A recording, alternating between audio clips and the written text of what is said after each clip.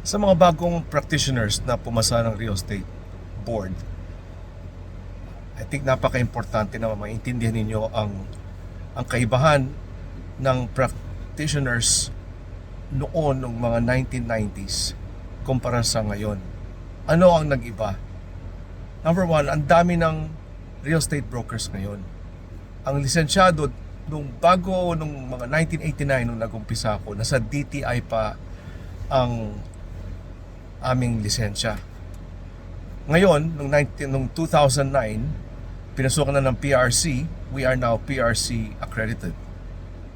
So, ang mga numero mula ng 9,000, I believe, nung mga 1990s.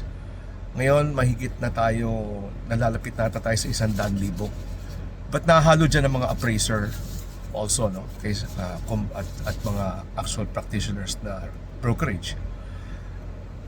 Nung panahon na yon, Makati, and then nagkaroon ng Ortigas, yun pa lang ang main location nun.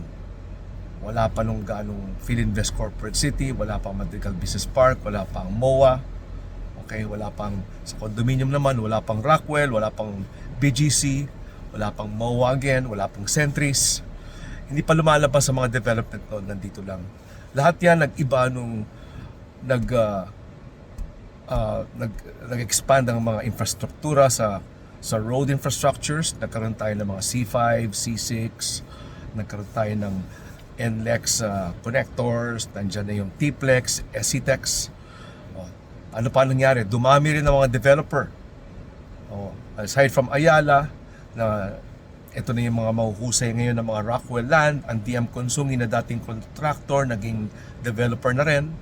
At marami mga boutique developer. Isa na yan na highly recommended ko that captures that market is Havitas.